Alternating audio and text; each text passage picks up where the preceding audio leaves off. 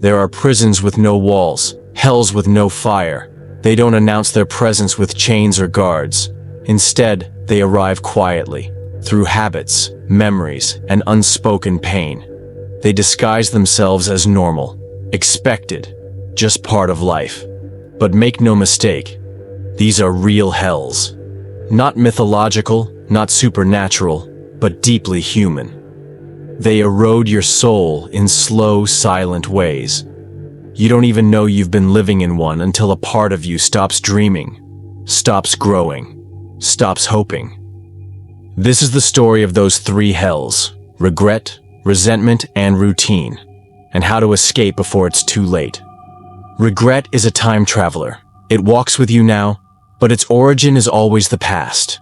You think you've left behind that moment, the one where you didn't speak up, didn't take the leap, didn't say I love you, or didn't say goodbye.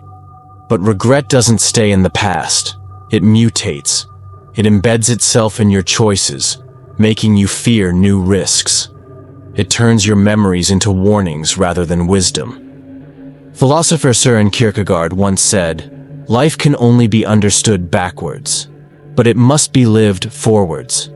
The problem is that too many live backwards. They relive the failure, rehearse the pain, rewrite the story in their minds again and again, trying to make the past perfect. But the past doesn't want perfection. It wants peace. And peace only comes when you accept what happened and forgive the person who made the mistake, especially if that person is you. You don't escape regret by erasing it. You escape regret by transforming it, by choosing to live so fully now that you rob the future of new regrets. You write the antidote to your past by what you choose to do today. Courage in the present is the only cure for regret from the past. Regret can be a teacher if you listen. But if you cling to it, it becomes a jailer. And the longer you stay, the heavier it becomes. Not all pain has to be permanent. Some of it is waiting for you to let go. The greatest act of rebellion is to build a life that your past self once feared they'd never have. Resentment is a poison we drink while hoping someone else dies. It starts as a wound, a betrayal, a broken promise. Someone wronged you, lied, left, took what you gave and gave nothing back. You were right to feel angry, but anger, unprocessed, becomes resentment. And resentment doesn't just live in your heart. It begins to shape your worldview.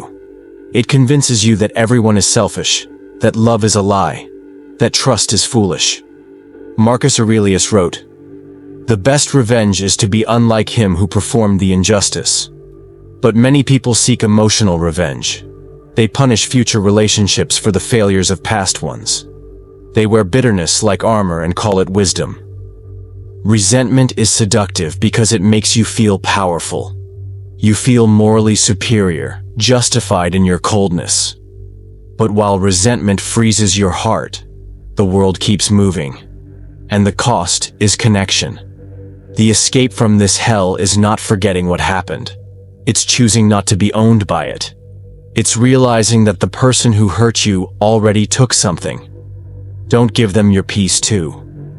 Forgiveness is not approval. Forgiveness is freedom. It's the moment you reclaim your inner world from someone else's hands. And until you do that, you are not free. Let go, not because they deserve it, but because you do. You deserve peace. You deserve a heart not weighed down by old war stories. You deserve to be here now, without shadows from the past dictating how bright your light can shine. Routine can be useful. It brings stability, predictability.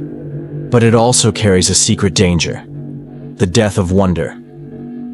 Albert Camus said, "The only way to deal with an unfree world is to become so absolutely free that your very existence is an act of rebellion." But most people trade freedom for familiarity. They wake up, go to work, come home, scroll through their phones, fall asleep, repeat. They don't ask why anymore.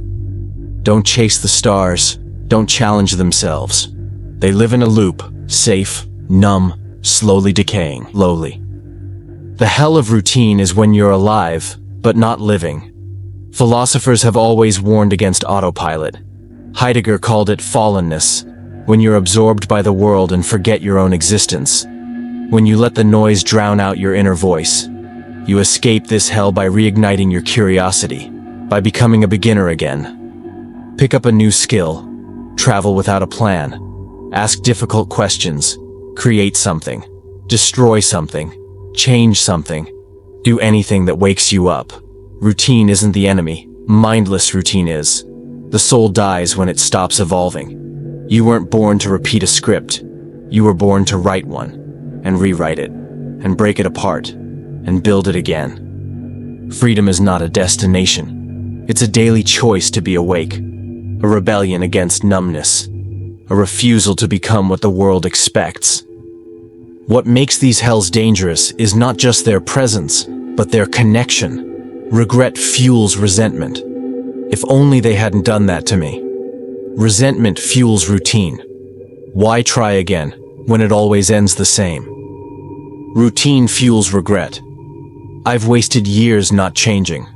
It's a cycle, a wheel of quiet suffering. And once you're inside, it spins faster with time. You start losing pieces of yourself. Not all at once, but gradually. The dreams you had, the energy, the ability to love freely, the hunger to grow. But here's the truth. The wheel can be broken. The first crack comes when you say, I don't want to live like this anymore. The second comes when you act, even in the smallest way, differently. And the final break happens when you realize you're not trapped. You're just afraid. And fear is not a prison. It's a door, a test, a call. Answer it. Philosophy is not just abstract thinking. It's not ivory tower debates or clever quotes. It's the toolkit of the soul. It's what helps you build meaning in chaos, purpose in pain. Seneca wrote, "We suffer more often in imagination than in reality." Philosophical thinking is your anchor when the waves of emotion try to drown you. Ask yourself, what can I control? What story am I telling myself? Is this belief helping me or hurting me? Escape starts with clarity, with self-inquiry, with examining the life you're living, not out of judgment, but out of curiosity. You are not just a victim of your emotions. You are their witness, their interpreter, their author. And once you reclaim that authorship, you stop reacting. You start creating. The Stoics believed the soul is like a fire, capable of burning away anything that does not serve its growth. Philosophy is the spark that can reignite that flame. Escape is not a one-time event. It's a daily practice, a discipline. You don't just break out of the hells once. You keep walking away from them, every single day. Every time you forgive instead of lash out, you escape resentment. Every time you choose boldness over hesitation, you escape regret. Every time you do something unexpected, something alive, you escape routine. This is not easy. You will be tempted by comfort, by validation, by fear. But each time you choose differently, your soul expands. Journal your truth, reflect, read deeply, sit with silence, ask better questions. Surround yourself with people who challenge you to grow, not just confirm who you've always been. Freedom isn't loud, it's quiet, subtle. A breath of fresh air in a stale room, a spark in a tired heart. You don't have to burn everything down, but you must stop pretending the fire isn't needed. The world will still be loud. People will still disappoint you. Routines will still try to seduce you back into safety. But once you escape the three hells, something changes inside. You begin to walk with purpose, not panic. You speak with clarity, not defensiveness. You love with openness, not fear. Regret no longer chains you to the past. Resentment no longer owns your heart. Routine no longer dulls your fire. You are awake, alive, aware. And when that happens, your presence becomes rare. You are no longer just surviving. You are fully, fiercely and unapologetically living.